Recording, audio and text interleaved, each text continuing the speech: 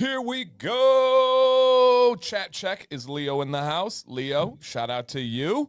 I admitted something to Leo last night. Leo gets on my butt about sometimes seemingly innocent things, not relevant things. And he brings up one of them is I've always just used EST for time. Disregarded daylight savings or not. That was my time zone. Here's Leo. And it always bothered me. And Leo would persistently be like, but it's EDT. It's not that. It's ET. This, that. Now the time changed. I said, you know what? I'm going to give it a go. It feels wrong. EDT just looks ugly. It doesn't like feel right to me. But I'm using it accurately now. And I thanked Leo yesterday. He is helping me in a stubborn way. I grew with my semantics. See, now I was tired of the distinction, so I just go ET. I don't go S or D anymore. That's the better way. I just leave it out, and that way it's universal. ET. Yeah, that's the better way. That's the better way. Also, question for the chat, even if you guys got to give it a goog, are sixlets still a thing? Are they selling sixlets? I had like a realization that I've not seen sixlets in years. Wait, are sixlets the ones that come stuck to the paper? No, those are the like candy buttons, I think. Okay. Sixlets are like the M&Ms, but they're round circles. Yeah. Yeah. Yeah. They're like, oblong. yeah. They're really good. Different colors and stuff. You used to be able to get like at Hobby. This is terrible. I was a candy addict. Like, candy addict. I mean, come on now. But that bag got bigger. That's a bigger bag than what was there previously. Costco you bag. Went back and got the Walmart bag instead of the CVS bag. Even bigger. You went Costco bag. And I used to go to like Hobby Lobby because they would sell bags of single color sixlets, I think to like decorate cakes and stuff. They'd have these giant bags of like red sixlets and blue sixlets. And I'm like, stock on up, baby. And I'd make like, I would call it a sixlet salad. And I would take these giant bags of the different colored sixlets, put them all in thing. I was stirring that thing up. I'm like, oh, we partying tonight, baby. And so, yeah, I loved sixlets. Boy. Yeah. Wow. Yeah. You are a child. Target has them. Walmart. Okay. All right. That bag. Okay. Oh, these are a problem. Is it open right now because I was snacking? Yeah, it's a problem. Dude. Yeah, this is my head. Look at that thing, man. They don't even give it a name. Normally they're like family size, party size. This is just you have a problem. That's the you don't care what we call it. Yeah. Size. There's like no name. It's like the value size, the share size. You got the value pack, right? You got king size, okay? You got family size, and then you don't care, do you? Yeah, Dan size. This thing is almost 3 pounds of candy. I mean, it's got to be 3 pounds. What's the actual weight on the front of it? 2 pounds, 10 ounces. It's a small kettlebell. Yeah, like, come on. Dude. Today was bicep and back, so. Yeah, you got your Cadbury eggs. You got a gym. Oh, Jill got the extra mini bag yesterday. Oh, the single serve at the gas station type ones. That one is just like, I don't even get excited on those. I'm just dude, like, that's like 3 servings of those for me. Yeah. in like the little pack. And here's the most American thing of all time. That little pack is like $2.25. This is like $6 or something crazy. It's like America. Right, it is right here. You know, and it's funny too because it's regional. That thing would be like $15 here at CVS in Massachusetts, but where you are, it's $6. I don't like your cost of living out there, dude. Not a fan. It is bad. Nope, not a fan. Not a fan. It is at all. so bad. It's officially, I think it was officially, boss. It's the most expensive state in the country to raise a family. Number one most expensive. We got number one, guys. Let's we go. did it. Did it in something. Yep. Yeah. Did it in something. Might as well be that. Oh, she said not even the smaller bag. They're like trick or treat size bags. Oh wow, you went real mini. Dude, they're like mini. And what's funny is like I can still like eat a couple, stash that little bag away, and then eat a couple like the next day. Like, because like I can eat like maybe 3 of those tops before my hands don't work the next day because I get so puffed up and swollen. So like I can eat 2 of them reliably. Wow. You are Yeah. so sensitive to inflammation with sugar. It's crazy. Dude, it's so bad. It's so bad. That's so crazy. Hey, Julie, welcome in, Mom. What's So, up, Mom? yeah, yep, that's crazy, Jill. Awesome. Well, hey, what are you guys snacking on today? And be honest, I don't want to be hearing about any plantain chips or anything like that. But no, be honest. What are you guys snacking on over by you? What you got there? This is my go-to in the laptop bag. It's these RX bars. Okay, You guys let's see see it. these? Oh yeah. Ooh, honey, is it pretty good? Oh, dude, they're awesome. Really? Yeah, they're really good. And it's got, so what's cool about them is it doesn't have many ingredients. It's got 10 grams of protein in the little guy, and it's got 3 tablespoons of oats, 14 peanuts, 2 egg whites, and 2 teaspoons of honey. Okay. It's got some No good sugar? stuff in there. Just honey. And as it's the got, sweetener? yeah, it's got, it uses some coconut sugar. Yep. Okay. Okay, Yep. cool. Yeah, so it's got some coconut sugar, got some brown rice in there. Brown rice is usually a little sweet, so it's, and then you got cinnamon in there. So that gives it a little zest. Okay. Okay. And it's still going. So interesting. Bucky says he's eating dates with the seed in right now. Right now is Ramadan. And I don't know if everybody knows this, but many people break their Ramadan fast with dates. It is the food that they eat first at night once the sun goes down. Interesting. Yeah, it's like the celebration. Even so, like soccer athletes right now, some of the greatest athletes in the world, they will play a full soccer game for 2 hours, running several miles, battling, and they've had no liquids and no food during that day at all. But sometimes the game goes at night. So essentially, you can break Ramadan when the sun falls. And so they'll be at night in the game, the sun will go down. They'll pause the game and they'll take like a hydration break and let these players, like our favorite team had 5 in the last game. And so they stopped the game. They all went over, they got a little hydration drink, and they were eating dates on the sideline because they had not eaten since like 6 a.m. that morning. Wow. Yeah. Yeah, it's pretty cool. And so, yeah, my family loves dates. Bucky, Sam makes them all. They're up in our fridge right now. She'll get dates. She'll melt down dark chocolate, put the dark chocolate over them, sprinkle some crushed peanuts, throw it in the fridge, and the kids eat them like they're the greatest candy ever. Dude, it's like a date. It's like a healthy version of like an almond roca. You got like the nuts crushed up on the outside, like chocolate soft stuff on the inside. Yeah, that's awesome. Yep. That sounds really good. Yeah, they love them. I'm not that adventurous. My mom just straight bacon. Oh, Bacon.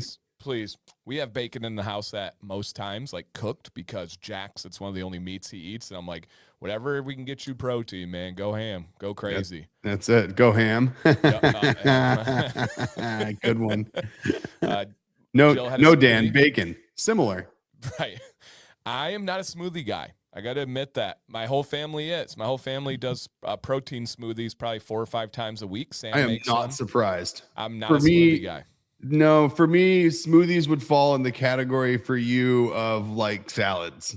Yeah, it's just a fruit salad that you blended a little too long. It's like you blended it, and it's basically the way Dan sees that, everybody, is basically a broken fruit cocktail that is too cold. Yeah. Yeah. 100%. Now, I will say, I don't want to make this sound crazy. I most days eat very minimal candy.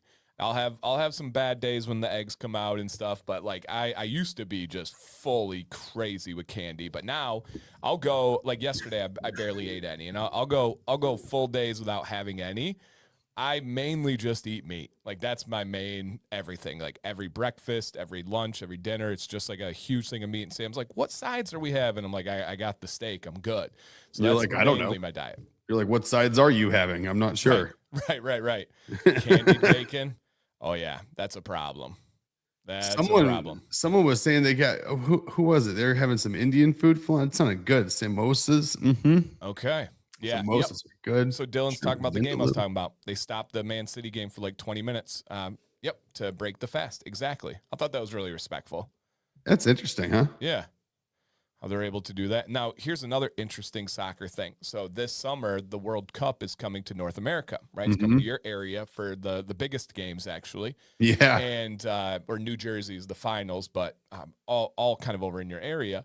Well, it ranges from Canada up in Toronto throughout the United States and then down into Mexico for the host sites. So it's covering all of North America, but it's a vastly different summer climate in Toronto than Mexico City. Oh, yeah. So what they're doing, and they have to keep everything fair. And so what they're doing is they have made halfway points of the first and second half. So essentially breaking it into quarters, and they're giving mandatory hydration breaks because it's going to be so hot in Mexico.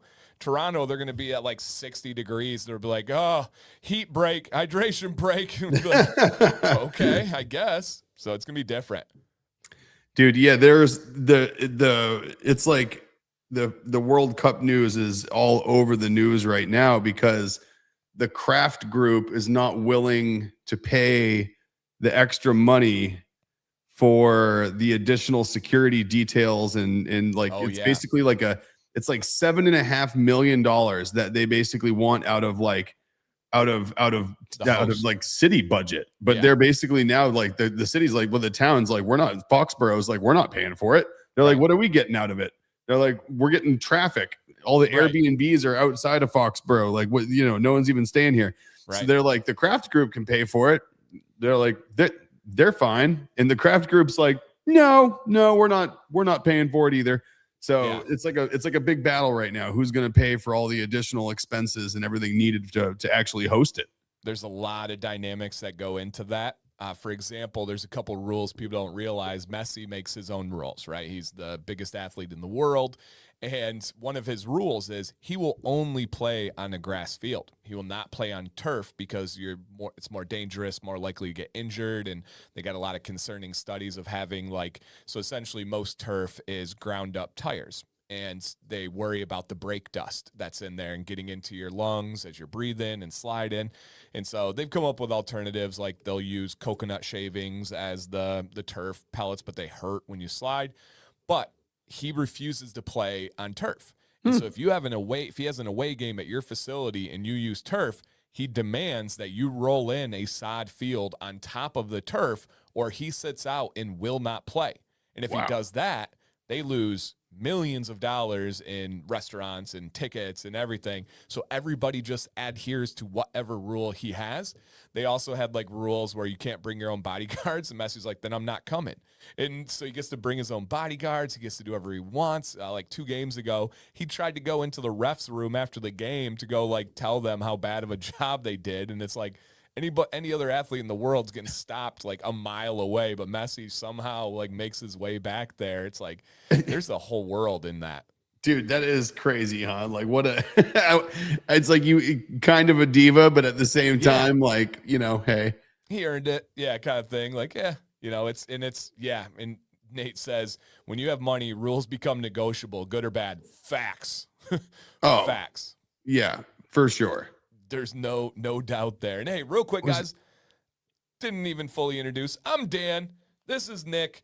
This is a show where we talk about anything you guys want to. If you could just check real quick to see if you hit the thumbs up. We really enjoy doing this show, you guys, and it helps get the word out to people and show YouTube good stuff's going on. So consider hitting that thumbs up. Consider sharing it. We have over 30 people on a Tuesday at lunchtime. Never, ever going to take that for granted. So thank you, guys. And today's topic is a little bit different, and I'm going to get you guys thinking, and then I'm going to pitch Nick a different topic while you guys get to think. So don't put answers out there too early, but I want you thinking and reflecting on opportunities that have come up in your life because of unexpected changes. Did something happen? And I didn't tell Nick anything about this until we're going, by the way. Did anything happen in your life where it turned in a different direction, maybe in a scary way, maybe in a way that you did not expect or plan or even want, but then, oh my goodness, you zoom out far enough and you're like, wow, that change was one of the best things that ever happened to me. I didn't realize it was going to be a great change, but it was. I just want to go over stories today. So hold on to that. Get your thoughts ready. But first, Nick has to admit something about his beard that a lot of guys don't like to admit when it happens or what causes it. So, Nick, I think people are going to relate to this. I really, really do. And yours is a pretty unique situation with how you wear your beard. So what is going on?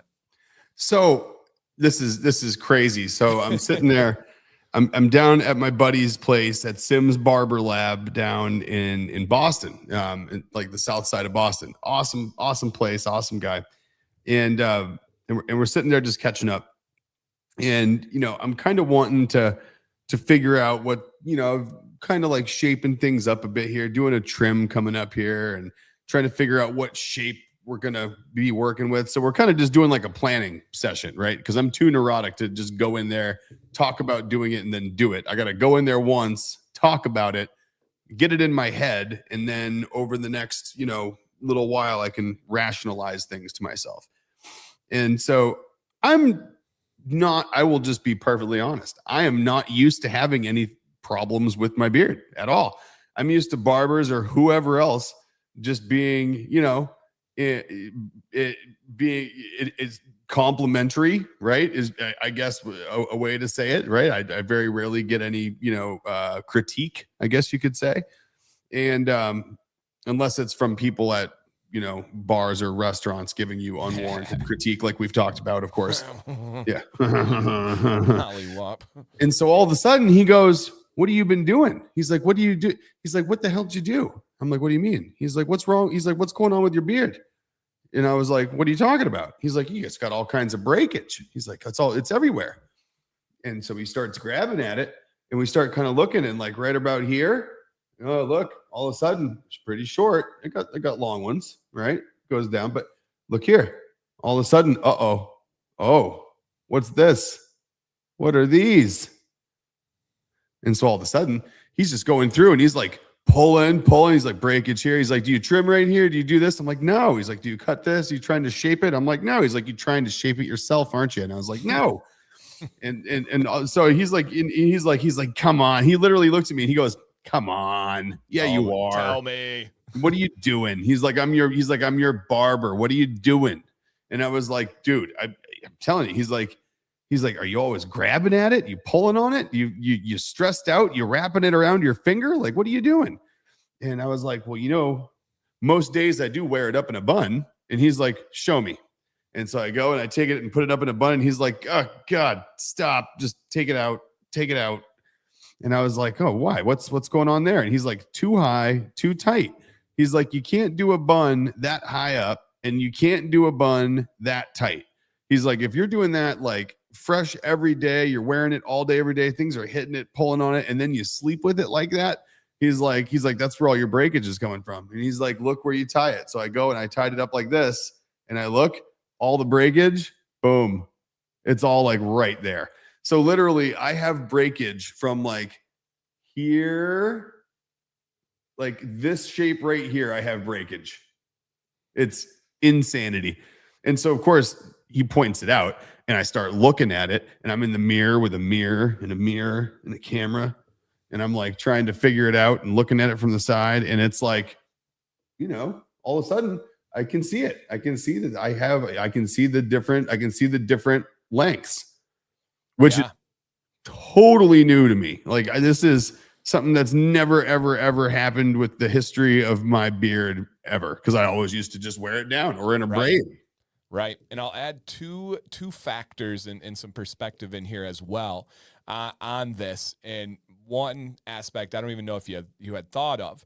So one of them that I think adds to it also is that he also had an opinion on heat and brush. He can be wrong. That's okay. It's about doing the right way. But two other factors. One, you do something that most guys I've never actually seen do. You put that clip on it too.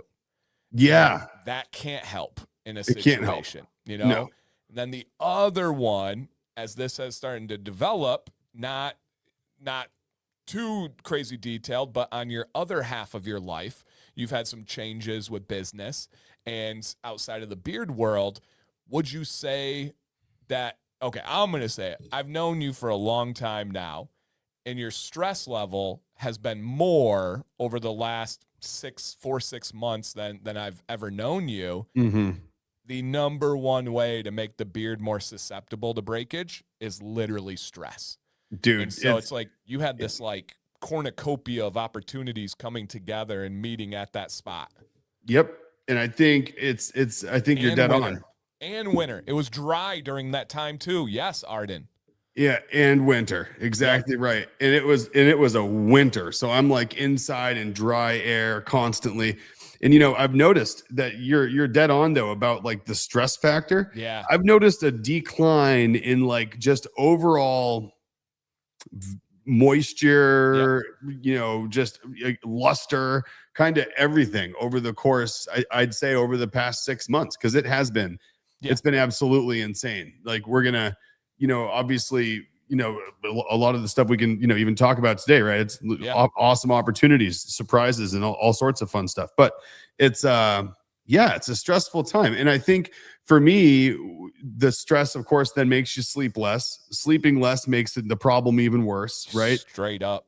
And when I get stressed too, I'm one of those people. I'm not a stress eater and I'm not a stress, consumer at all. I'm actually quite the opposite. When I get stressed, I kind of just like hold my breath and make my way through my day, and so I don't drink enough water. Same. And so, there it goes, right? It's like the stress spiral, all this, and cortisol kicks in.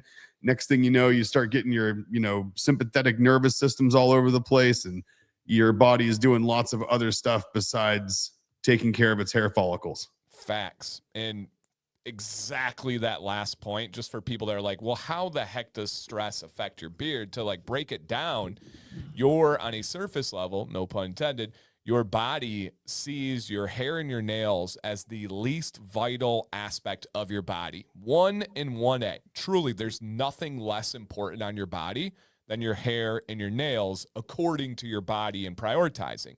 So the second you start to stress, your body goes into fight or flight mode, and its first instinct is to protect your internal organs. Always. That is number one. So the blood gets away from not only your hair and nails, but also your extremities. That's why when we have hypothermia, your fingers and your toes go first, because the blood leaves your extremities and goes to your core to protect it, to give it warmth. Same thing happens with stress.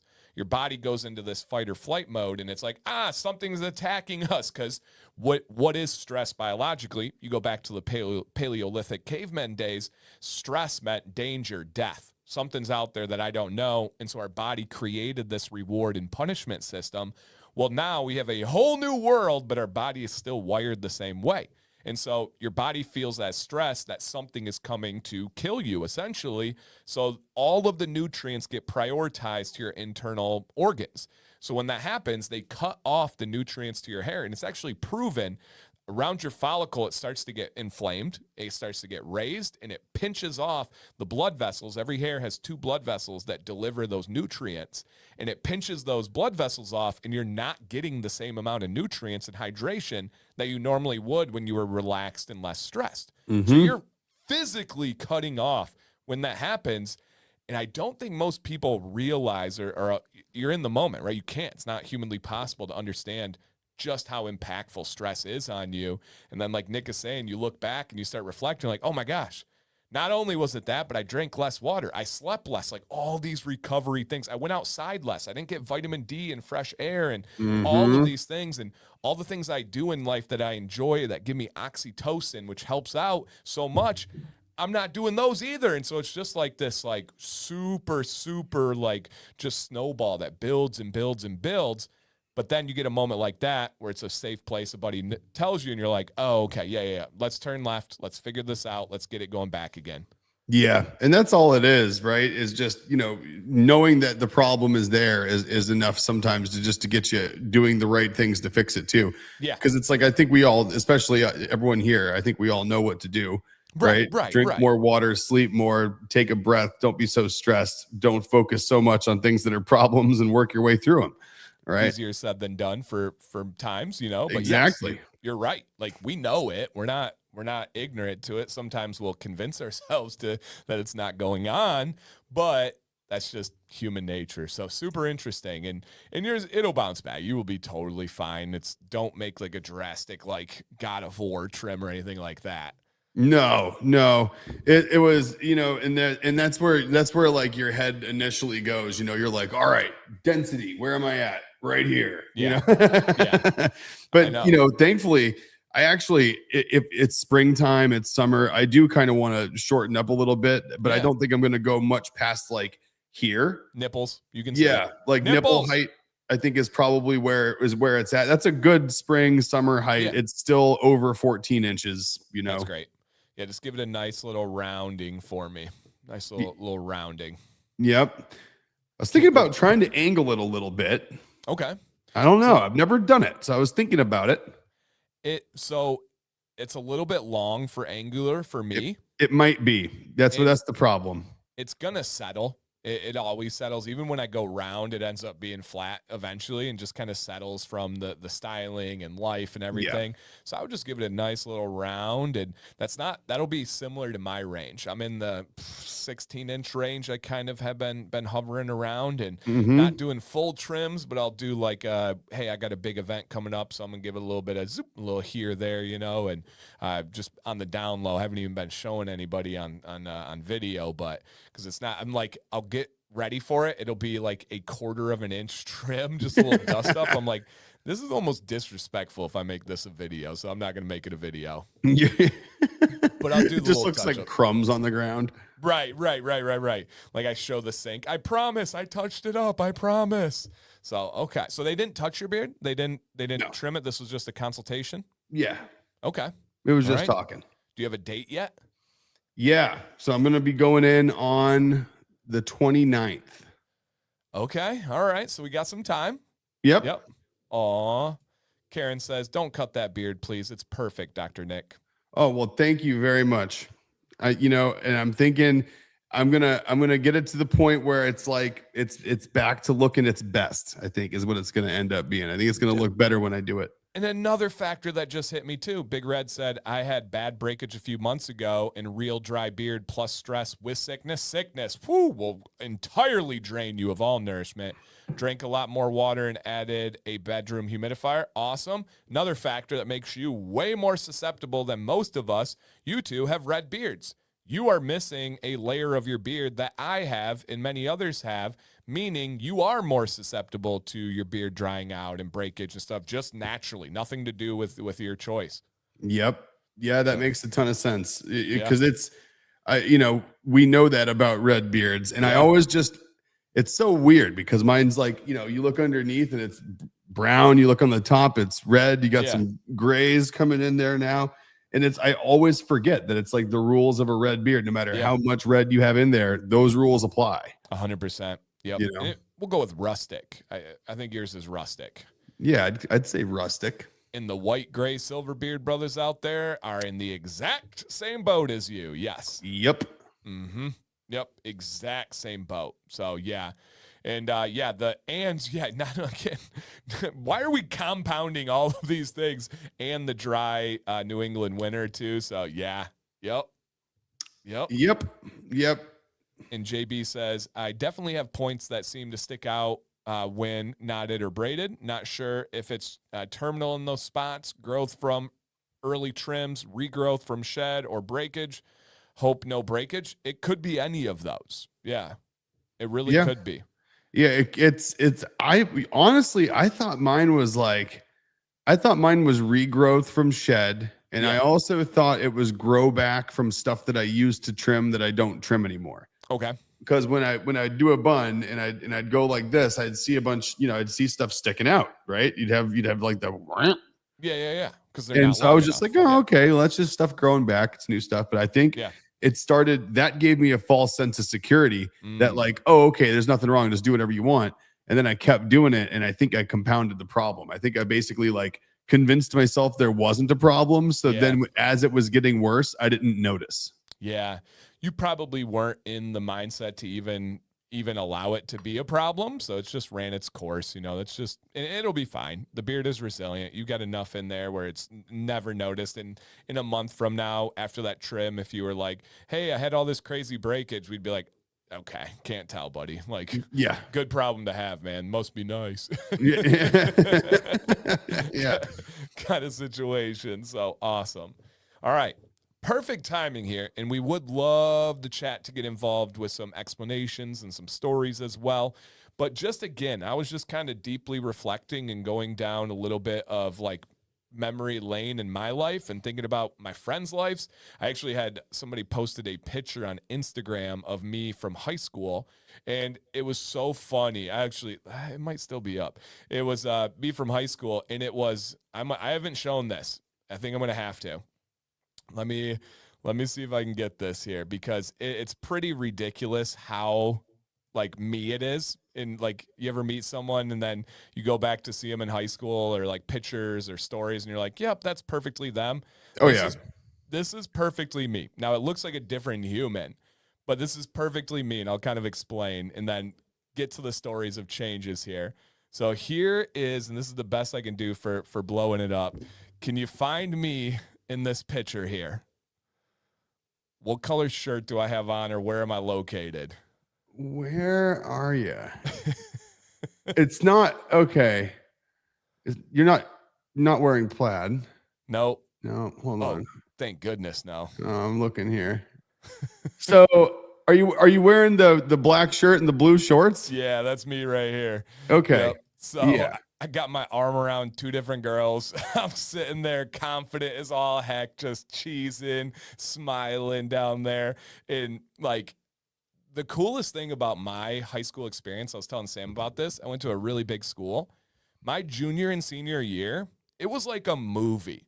Every single person got along in the greatest way imaginable. Like I literally hung out with the skater crowd, the swimmer crowd, the quarterback of the football team. I hung out with the freestyle rappers at lunch using pens and blah blah blah. I had a girlfriend that was a black girl. I had a girl. My first girlfriend was Asian. I'd like literally talked to everyone and anyone. And then now I look at my life and I'm like, was that a like actual roadmap for how I've now, like Sam says, I've never met a stranger and I'll have conversations with anyone. And then I have no recollection of this class. I have no recollection of this picture, but I look at it and I'm like, that sums up my high school experience right there. My arm around two girls, confident, every type of person, appearance wise, all mixed together. So many people, look at how many people have their arms around each other and their arms on them and stuff. This was high school.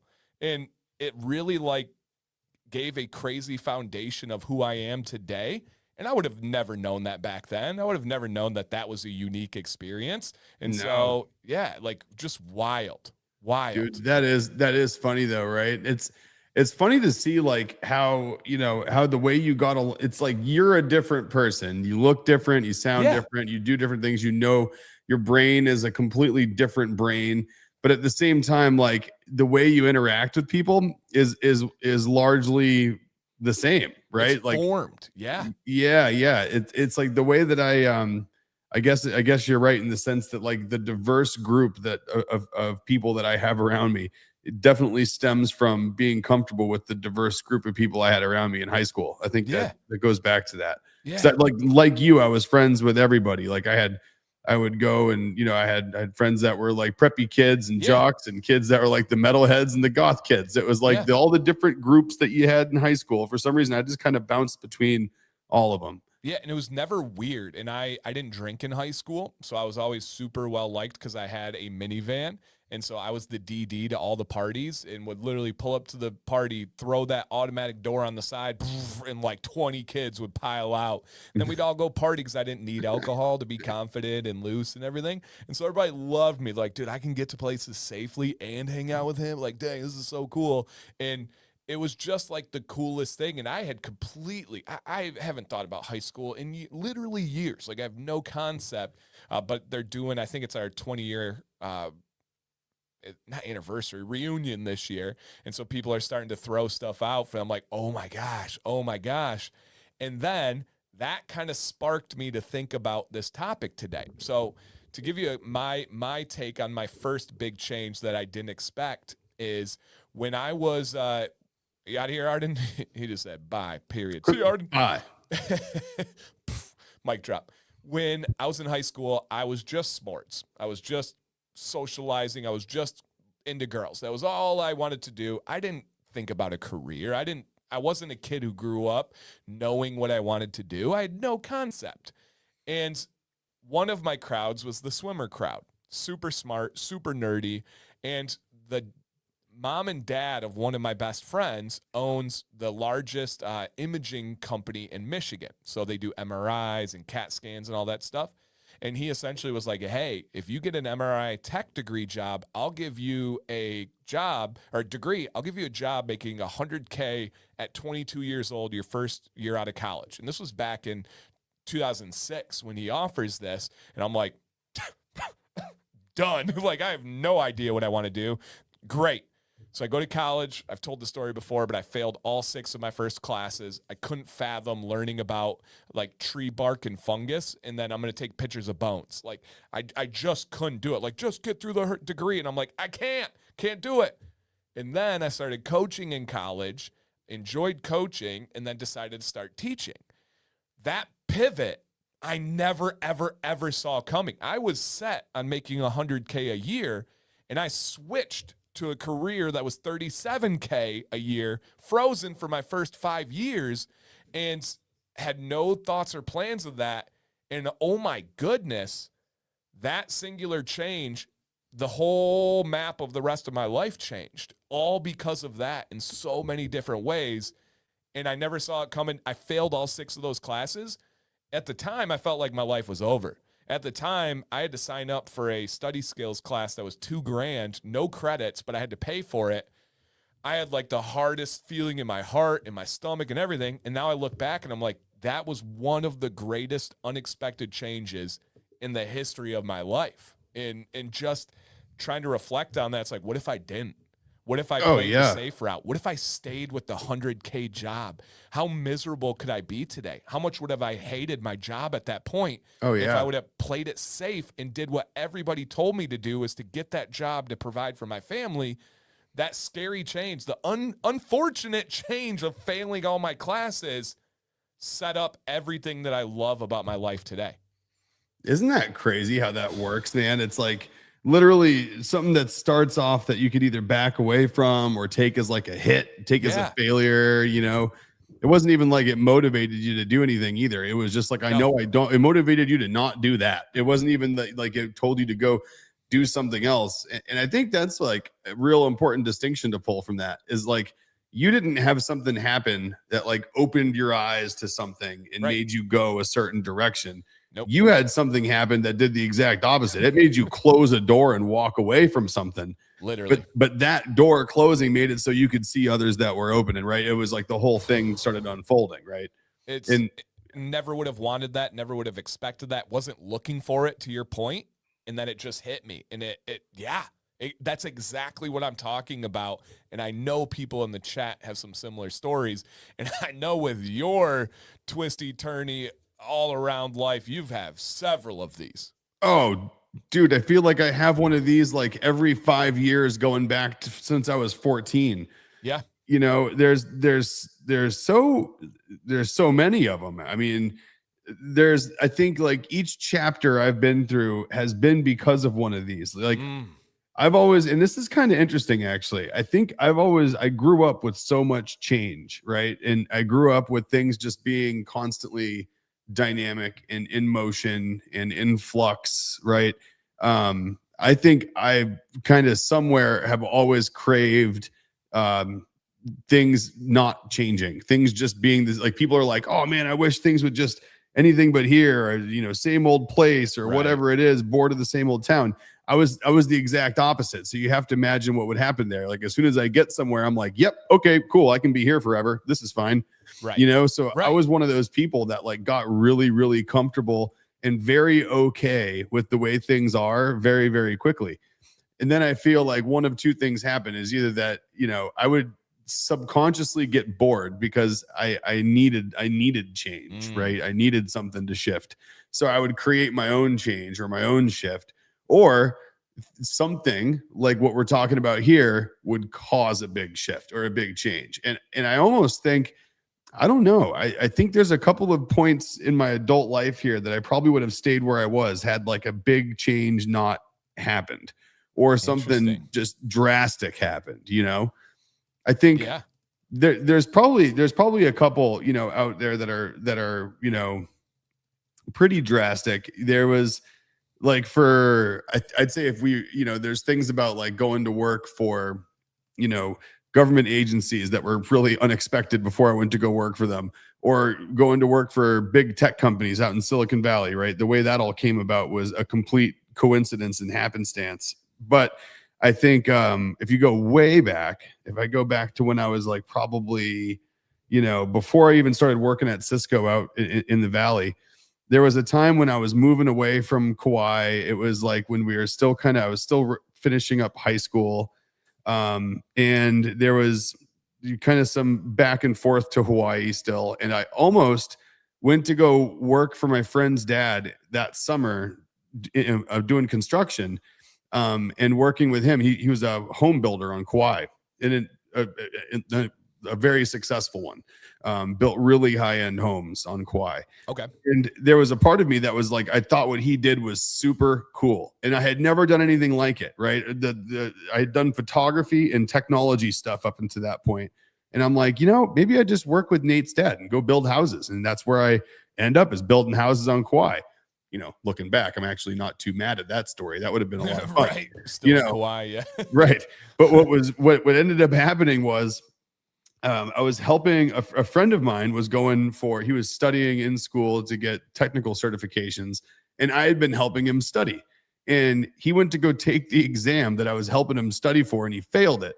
And he was like, man, this thing was way harder than we thought it was. And it was a certification course from CompTIA. It was the A+ certification, like the very entry level, it's the first one you get when you're going to go be a computer tech. And so I went to go take it and I passed it. In fact, I aced it. Like, based on helping him study for it, I got like a 1,000 out of a 1,000 on that score on that test, or whatever it was. So I was like, well, maybe I will go take that job out in California, working for CompUSA while I go to school for some more technical stuff, right? And so it was right around that time when I kind of like decided to go, and that's when everything changed, right? It was literally like, go build houses or help your buddy study for a test and prove to him that it's not too hard to pass, and kind of realize you have like a bit of a hidden talent sitting there. Help a buddy study for a test was a changing moment in your life. Yeah. That's crazy. Like, let that sink in.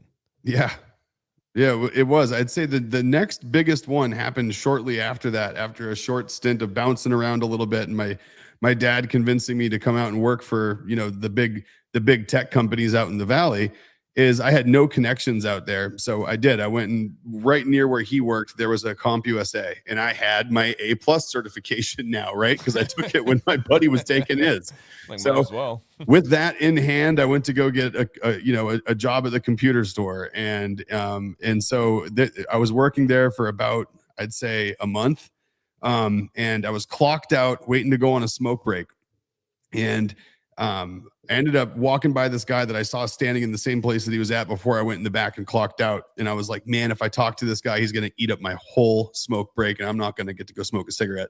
I'm like, this guy's going to kill me, but I got to talk to him. Got to stop. It's my job. So I stop. I ask him how he's doing, what he's looking at. And he was looking at, I'll never forget it, he was looking at 2 firewalls. And one said deep packet inspecting firewall, and one said stateful packet inspection firewall. And he's like, what's the difference between these two? And in my 17, I guess, year old brain at the time, this guy needed to know every single difference between a stateful packet inspection firewall and a deep packet inspection firewall. Every single difference. Yeah. So this poor guy sat there and got talked at by me for about 10 minutes about like what this thing does. And he's like, so he looks over and he's like, I don't know what anything you just said meant. All I know is he's like, what are you doing working here? And he's like, it seems like you really know your stuff. And I told him what I was doing, which was getting ready to enroll in school. I wanted to go work for Cisco, was kind of my goal. And I wanted to get into the networking and security field. And so he's like, huh, cool. And he hands me his card and he says, I might be able to help you out with that. And he was the regional director of IT and engineering for the West Coast of Cisco. Stop it. So Mark Zimmerman, I'll never forget the guy. Wow. Awesome guy. I still know him on LinkedIn. We're still connected to this day. This is God. Yeah. Almost, 20, like 30 years ago, almost. And you were that close from not talking to him. I was this close to just walking outside. I would have never seen him again, and walked back in from my smoke break. And there I would have been in that normal track. So the craziest part about this whole thing is I went in, he's like, what are you doing tomorrow morning? Want to come in and meet the team? And I said, sure. So I came in, and without ever asking me how old I was, because I wasn't, again, I was 17. I just turned 17. And so we go in, and he's like, the team loves you. Sounds like you like it here. He's like, we need someone to start in on a project we're working on. Like, we really need someone right away. He's like, when do you think you could start? And I was like, well, I'd have to give my 2 weeks notice over at CompUSA, that kind of thing. Like, I've only been there a month. I don't want to burn them too bad, And he's like, why don't you call your manager from my phone here and see what he says? So I did. And my manager was like in disbelief. He's like, what are you talking about? He's like, you're calling me from Cisco and you're talking about giving me 2 weeks. He's like, don't come back. Don't drop off the shirt. See you later. Keep the name tag. And I was like, all right. So, I started, I think 2 days later, I went through the little onboarding process, and 48 hours later, there I was. It was literally like within 3 days of not going out to smoke a cigarette and stopping to talk to somebody, I was working at the company that I had been planning to go to school for 4 years to even get an internship at. And there I was. I never ended up going back to school. I never ended up any of those things in my plan. To learn the stuff I mean, it was one of those weird, rare experiences where, like, doing something that seems completely just, normal thing that you would do every day. Yeah. It was like one of those little things. It was just waiting for me. Man, and if that is anything for anybody out there, have the conversation, approach people, talk to people. I just had this talk. So my kids play for all of them now. Violet's officially on the Liverpool Academy, made the top team for her age. Let's go. And heck yeah. Yeah, it's so cool. And we ordered her new kit today and everything. Really, really cool. Well, we were at practice the other night, and a bunch of parents were like talking, because it's like crazy season right now. The rules have all changed, and they're making teams for next year early, and it's like high stakes, like academies on the line next year, and blah, blah, blah. And so they're all talking, and then they all turn to me simultaneously and then like walk to me in a herd. And I'm like, what in the world is going on? And they were like, Dan knows. Dan. And then they like unloaded on these questions, and I'm just doing my thing. Like, it's a Beard live stream. I'm like, yep, that's going to be on Tuesday. No, that kid is not coming here. No, that's a different rule. It's not that anymore. Boom. Yep. He knows him. He knows them. And then, so I'm just like answering everything. And they go, how do you know all of this stuff? And while I'm like getting ready to explain, the owner of Liverpool walks by, and he's like, hey, Dan. And I'm like, what's up, Andy? How you doing? And then Steve, the guy who's the longest tenured coach, he's been coaching for 30 years. He doesn't coach any kids our age or anything. I start talking back again to the group. A couple minutes later, he was like, oh, Dan C is in the house. He comes up. They all stop. They're like, how? How? What happens? And I go, I just talk to people. I said, just talk to people. I talk to people. I'm genuine. And my superpower is I'm curious. When they have a story, I'm like, Andy, the guy walking the track right now, he owns Liverpool, Michigan. He owns all of Liverpool in Michigan. I wanted to know how. I wanted to get to know his story. So I talked to him. I said, he called me the other day. We had a 45-minute call. By the end, I connected him with a facility and a business owner that he didn't know. Now I'm in even better with him. And I said, and Steve, he had a team that I watched at a tournament. All I did one day was walk by and said, hey, your South Oakland 2013 team was very impressive. And now we're best bros, because that was the spark to start the convo. I could have just walked by and not looked at him. I could have said nothing, but I have the conversations. And guess what? Once I started talking to Andy, when I was doing that, then another person came up and he introduced me to him. Now I have 2 connects out of 1 conversation, and you never know where those lead. You never know. Like, so I work for the Columbus Crew, right? I make content for them. And one day get a call from the Cleveland Browns. Why? Because the Columbus Crew got reached out to by the Browns, and they're like, hey, do you have anybody that can help us promote this? They had me in mind. That's how it happens. You make these connections, you make the conversations, and it just grows. And then when you have this big network, people that trust you, that enjoy talking to you, that are genuine, they tell you things. And so I'm the guy that knows all the things, just simply because I said, hey, man, your team was really impressive. Hey, I love your story. Could you tell me how you got here? And here's a little cheat code, guys, a little cheat code. super successful people love telling their story.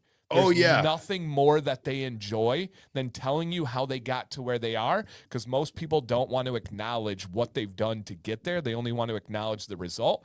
Ask them how they got there. You will instantly have a fan, and that person will love you forever. And you'll likely have a connection, and you'll likely have someone that's willing to help you get to wherever you're trying to go because they see in you that you're willing to ask questions and talk to people. Like, yeah, I think you're dead on though. I think one of the if you had to give one piece of advice, and I guess if I was thinking about it right now about how to get yourself to where you want to be or just accomplish something you want to do, it's talk to people about whatever it is that you're trying to do. Talk to them, just talk to people. Talk to them about what they do. Talk to people about what it is that you want to do. You never know when people are going to open a door or when someone's a gatekeeper even for something that it is that you want to do, you know? Yeah. No, it's a fact. So our gym, they're redoing half of our locker room right now.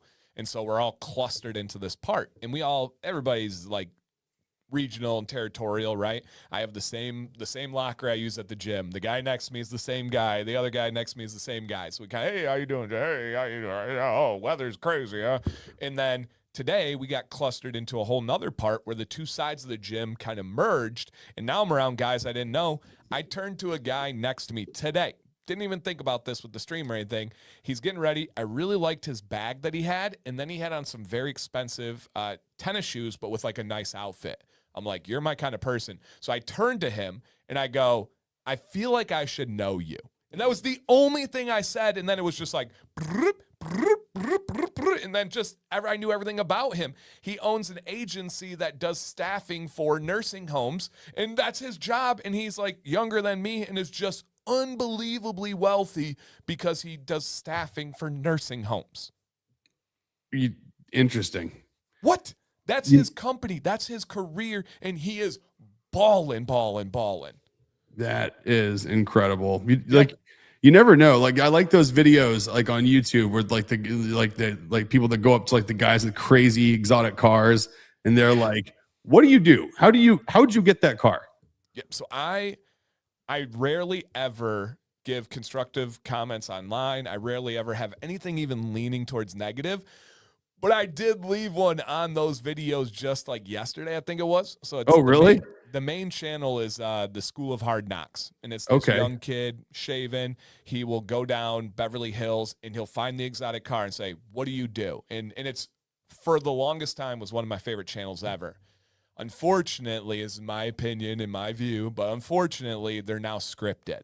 So he goes up to places, and every single time the door guy comes out and he's like, hey, that restaurant over there, there's a billionaire. You need to go talk to him. And then he goes up and the guy has some perfectly rehearsed line that he says. And it's just like, it lost all the feel because the magic is in approaching someone. Yeah. You might get turned down. The magic is in the intro. That's why those videos were cool. Yes. And yeah, they're unfortunately staged now, but the heart of it lives on. And people, we so fear that negative reaction. We so fear, like me, again, word for word, I said, you look like someone I need to know.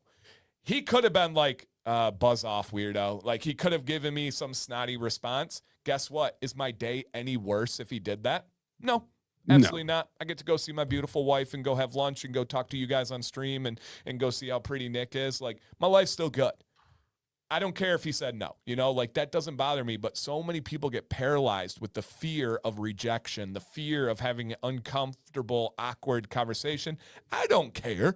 I'll marinate in the uncomfort. That I taught middle school for 12 years.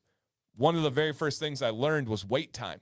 I would ask a question, and then I feared awkward silence. I feared having a moment of people not being able to talk. And very early, my principal, she was great. She said, I need you to have wait time. And I'm like, yeah, easier said than done. When I ask a question, it's silent, it's terrible. And she goes, physically count. Don't talk. Take your fingers, physically count. Do not say a word for 5 seconds. You'll be shocked at the quiet kid in class when he doesn't like that uncomfort either, and he realizes he knows the answer. He'll raise his hand. And it's like the best things happen when you allow yourself to open that uncomfort. And so have the conversation. Who cares about how they take it? You only have positives that could happen. If that person doesn't like you, they didn't know you before, so whatever. Like it's fine. That's And it. so yeah, man, I Jill says I only have awkward conversations. So funny. So funny. So yeah, man, it's just all of this is related, and I'll talk ears off corn in public. Nice. Nice. I love that. And you just never know. You just never know how those changes can pivot. You never know who's around the corner. You never know what fun and like who would have thought I was here, right? The barbering side of my world. I got a full master's degree in curriculum development. I thought for sure I was going to be doing project-based learning and teaching teachers how to get away from tests and how to make kids feel special and how to like really make this big difference in education. And now I'm single-handedly reframing the beard education of the barber world. And it's because I know how to structure a curriculum. I know how to develop information and deliver it. That wasn't a plan. That wasn't part of the path. That isn't why I paid, what, 60 grand for that master's degree. Like, none of that. But man, it worked out. Holy crap. You know, so that's what it really comes back to, I guess, is like, you know, we talk about the title here, changes turned opportunities. Sometimes people, so we talk about how'd you get there? I've had people ask me, like, what do I need to do in school in order to do what you do? Or what can I take? What classes can I take to do X, Y, and Z? Yep. You know, or things like that. And unfortunately, my answer is that there isn't one, right?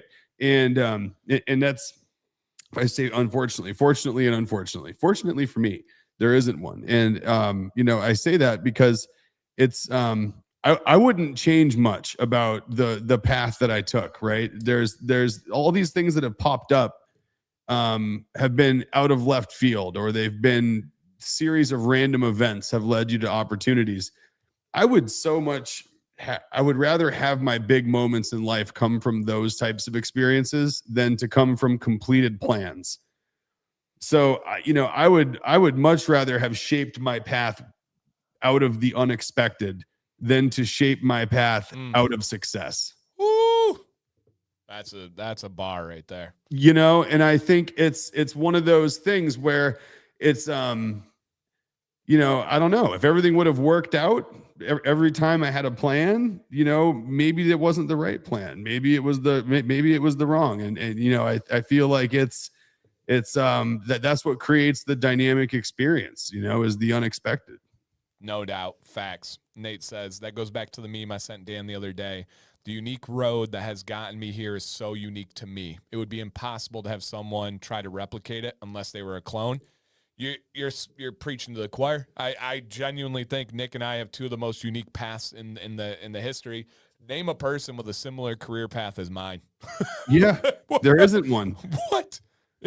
But I can tell you right now off the top of my head, I can legitimately tell you double-digit amount of people who went to school to be an accountant, who went to Rocket Mortgage, and then now they're working at a mortgage place, and it is now like 15 years later, and that is what they do, and they have the same job. They do the same thing. That is their path. When they check out of work, they are done.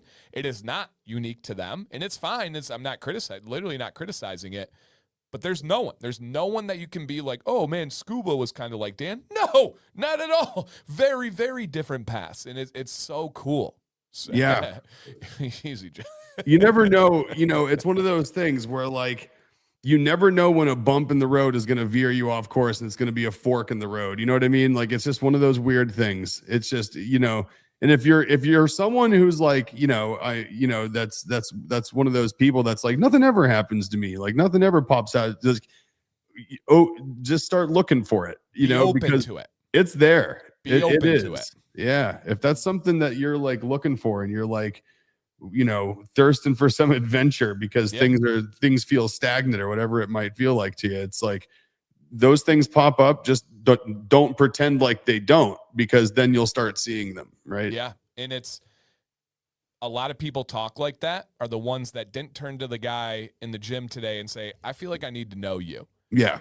You can't talk like that and then not put yourself out there. If a buddy texts you and says, hey, I have an opportunity, can you hop on a call? You say yes.